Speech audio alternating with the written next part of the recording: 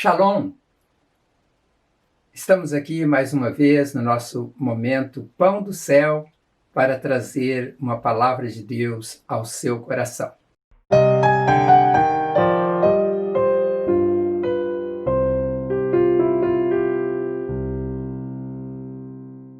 Nós falamos nas últimas reflexões sobre as 4 ações de Deus após a queda do homem.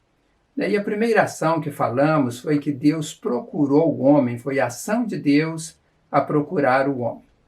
A segunda ação de Deus foi falar com o homem, conversar com o homem lá no jardim.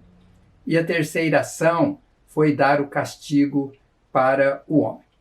Na semana passada nós falamos sobre a 4ª ação de Deus, que foi expulsar o homem do jardim. Então hoje nós vamos falar sobre a 5ª ação de Deus após a ação da serpente.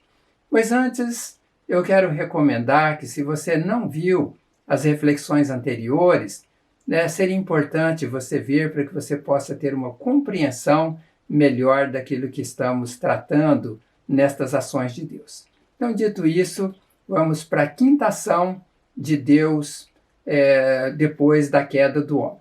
Então, a 5ª ação de Deus foi estabelecer sacrifícios para expiação do pecado do homem. A finalidade era para que o homem pudesse ter seus pecados perdoados e pudesse então voltar a manter a comunhão com ele.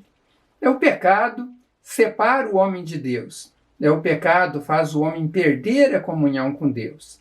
E Deus falou isso através do profeta Isaías, que está registrado no capítulo 59, verso 2. E o texto lá diz: pois são os pecados de vocês que os separam do seu Deus. São as suas maldades que fazem com que ele se esconda de vocês e não atenda às vossas orações. Viver separado de Deus e sem ter a proteção e as bênçãos de Deus é uma tragédia para qualquer ser humano, principalmente porque pessoas sem a proteção de Deus são vulneráveis a todas as ações satânicas. E Deus, sabendo desta grande tragédia que sofreria o homem vivendo sem ele e sem a sua proteção, Deus então estabeleceu sacrifícios para a purificação do pecado, o qual deveria ser oferecido para cada pecador, e também em cada situação. E sabe por que Deus estabeleceu isso lá no passado? É um Deus totalmente santo, não podia se relacionar com um homem pecador que não abandonasse o pecado e não passasse por um processo de santificação. E neste caso, o povo naquele tempo deveria voluntariamente buscar a este Deus, para sua purificação e ter assim um relacionamento restaurado. No livro de Levítico, nós temos vários tipos de ofertas e sacrifícios instituídos por Deus, que deveriam ser oferecidos por cada pessoa, em cada situação de pecado. Daí eu vou citar rapidamente alguns desses sacrifícios e ofertas, para que você possa saber, mas não vamos tratar dele de uma forma profunda, porque não é o objetivo da nossa reflexão.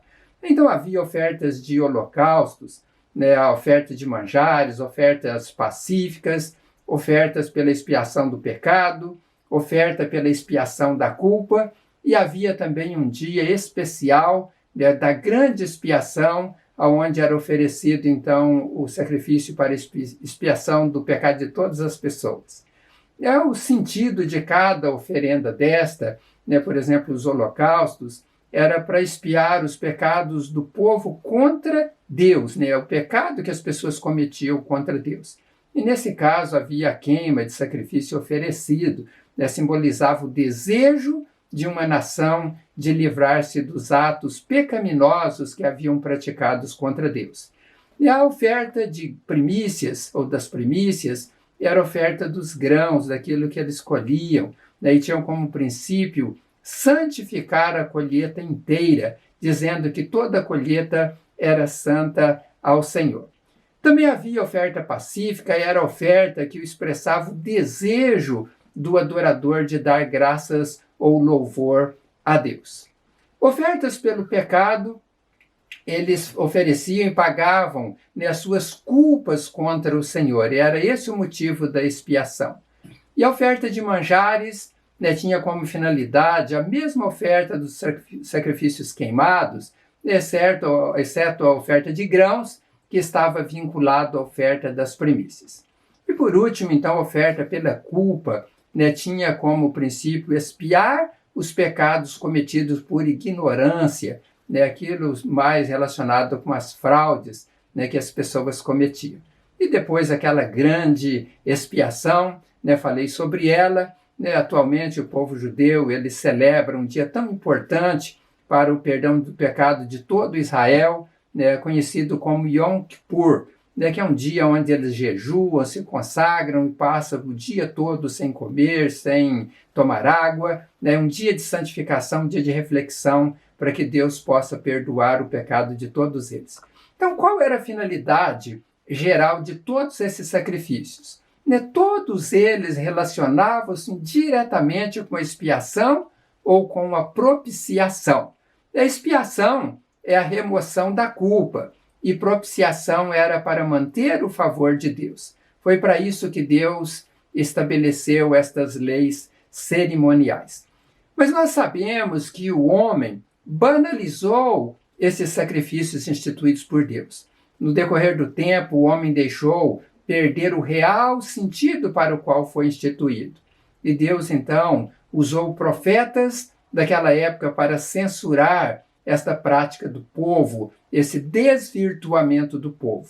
Isaías foi um dos profetas, e no capítulo 1, no verso 11, lá o Deus está dizendo: eu não quero todos esses sacrifícios que vocês me oferecem. Estou farto de bodes e de animais gordos queimados no altar. Estou enjoado do sangue dos touros novos. Não quero mais carneiros nem cabritos. Quando vocês vêm até a minha presença, quem foi que pediu todo este corre-corre nos pátios do meu templo? Não adianta nada me trazerem ofertas. Eu odeio o incenso que vocês queimam. Não suporto as festas da lua nova, os sábados e as outras festas religiosas, pois os pecados de vocês estragam tudo isso. As festas da lua nova e os outros dias santos me enchem de nojo. Já estou cansado de suportá-los. Vejam bem que esta palavra dura de Deus, levada através do profeta Isaías ao povo de Israel, demonstra que o povo tinha tomado um rumo completamente diferente daquele que Deus esperava deles no caminhar para que oferecessem sacrifícios e assim tivessem os seus pecados perdoados. O sacrifício ele tinha de ser reverenciado, né, desde a intenção do coração do pecador em oferecer o sacrifício a Deus, né, até que este sacrifício ele fosse consumado. Nós sabemos, através dos estudos teológicos e também das Sagradas Escrituras, né, que quando o pecador levava o sacrifício para oferecer para Deus, no caso de um animal, vamos então falar sobre o cordeiro, ele iria então lá no pasto e ele procurava o melhor animal que existia no rebanho.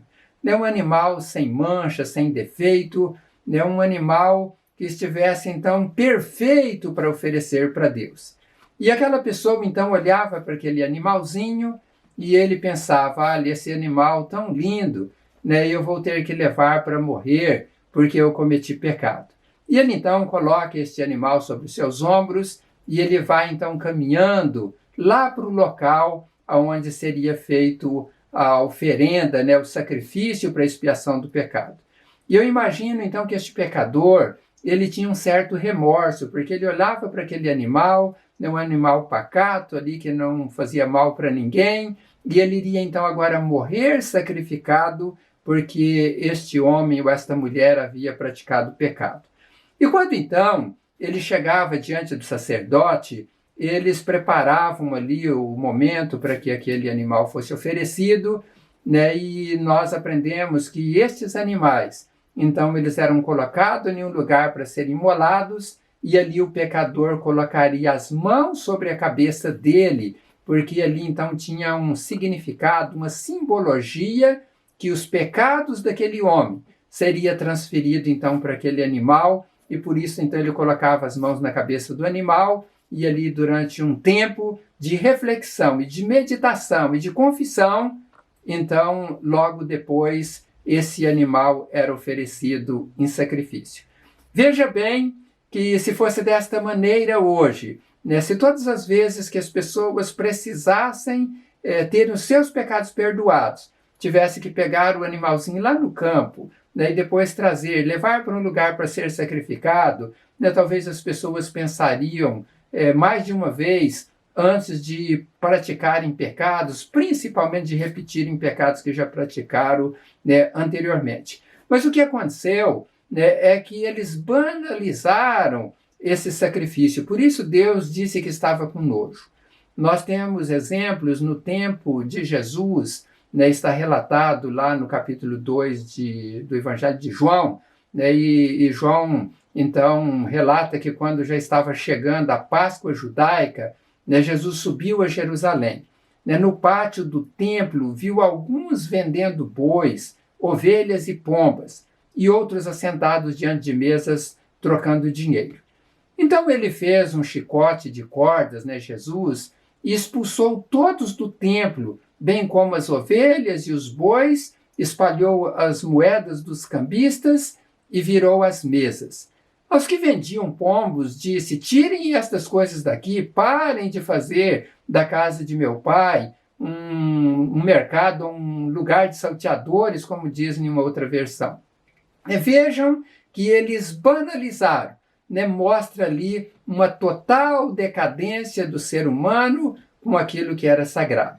Eu imagino que agora, então, naquela ocasião, as pessoas não iam mais em pastos buscar ovelha, eles não iam prender pombinhos, mas eles passavam ali na porta do templo e ali já havia os mercadores vendendo, e talvez até eles diziam: olha, dá esse daqui, leva lá para o sacerdote e fala que foi tal pessoa que mandou. Então não havia mais remorso, eles banalizaram completamente, né, aquilo que foi instituído por Deus e aquilo que era sagrado. Mas Deus, pela sua infinita misericórdia, envia o Cordeiro Santo para a purificação do pecado de todos.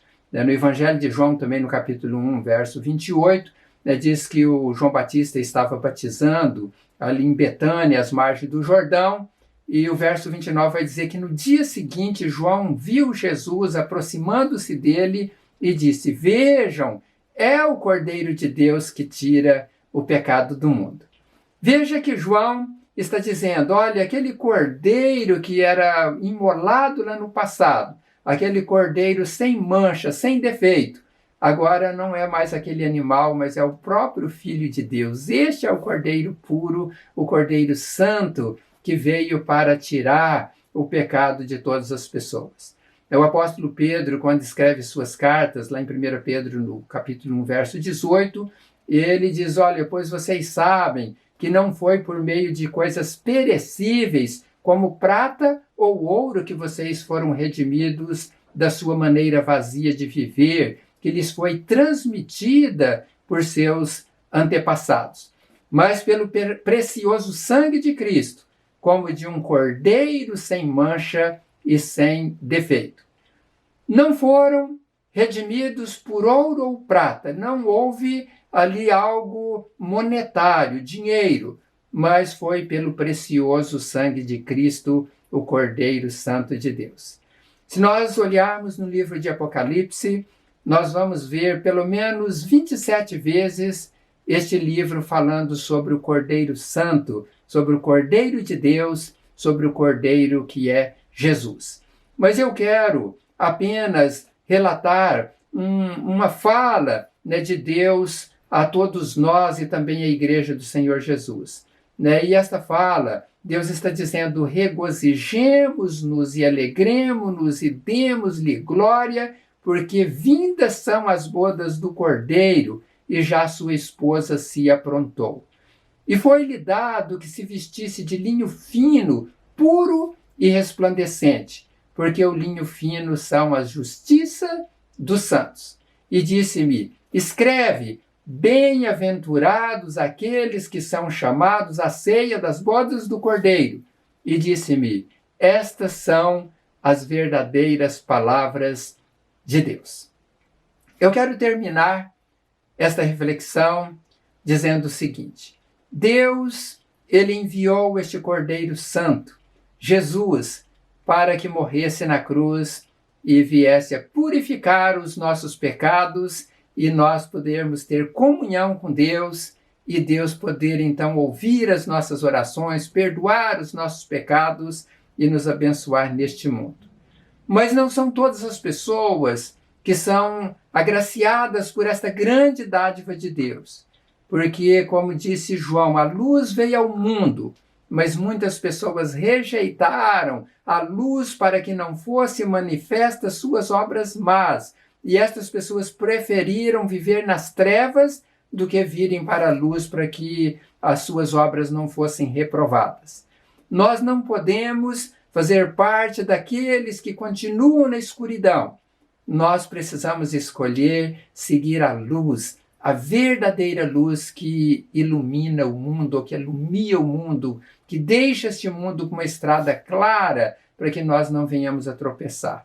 Mas que para que nós possamos ser alcançados por esta grande dádiva de Deus, eu preciso reconhecer que sou pecador e que dependo deste Jesus para ter os meus pecados perdoados. E eu preciso então reconhecer o pecado, confessar os meus pecados a Jesus.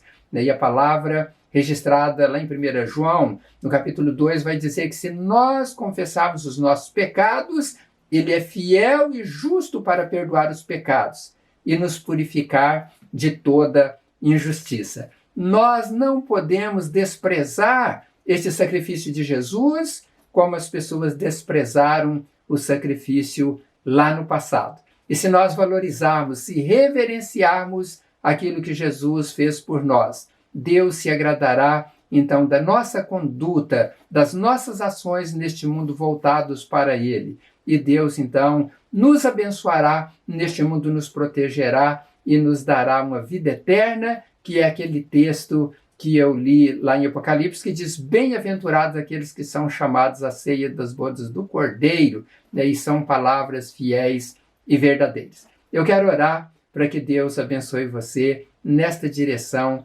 apontada pela palavra. Eu te agradeço, meu Deus, por estar aqui mais uma vez, transmitindo a tua palavra de salvação a estas pessoas que me ouvem. E sei, ó Deus, que agora nós não dependemos de animais serem sacrificados, mas nós dependemos da fé, crer no unigênito Filho de Deus, que é Jesus Cristo, nosso Senhor e Salvador. Nós precisamos, ó Pai, segundo a tua palavra, convidar esse Jesus para habitar no nosso coração. Teu Espírito Santo para nos guiar em toda a verdade, nos ensinar a guardar as coisas que Jesus nos ensinou.